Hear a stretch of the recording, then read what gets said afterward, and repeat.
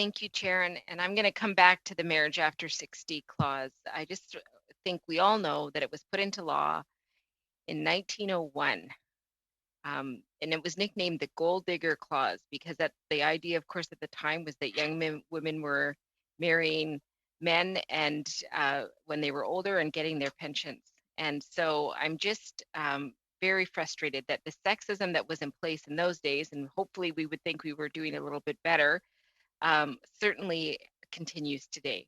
So the minister has said that the research is happening to help identify these spouses.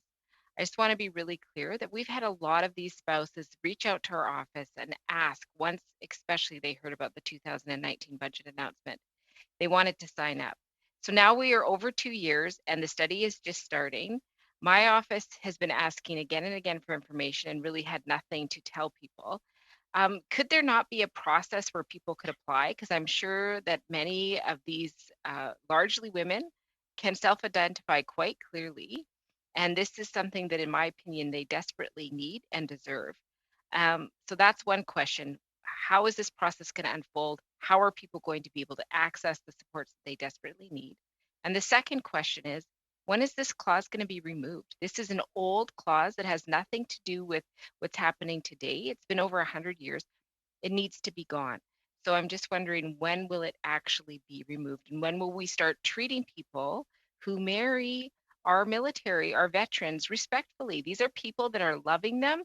This is a beautiful thing, and we should not be punishing people for falling in love at 60. Madam and Mr. President, thanks very much for the question. The marriage after 60 is a real challenging policy. Again, it is directly linked to the superannuation of the Canadian Armed Forces. What the department has been given through the budget process is the creation of the Veteran Survivor Benefit, which is, again, as you've indicated before, I believe $150 million.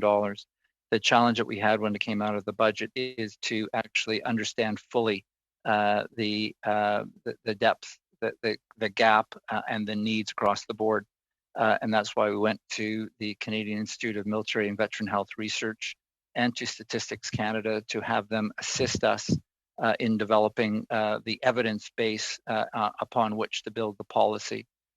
And in the case of CIMVAR, that is the Canadian Institute of Military Veteran Health Research, they went to University of British Columbia to actually do the research. That research was impacted significantly by COVID, and thus we only received the information more recently. And I'll now ask Rick Christopher to weigh in and indicate how we're moving forward in terms of a policy. Yeah, and very briefly, please. Okay, sure, I'll be brief, and thank you, Deputy.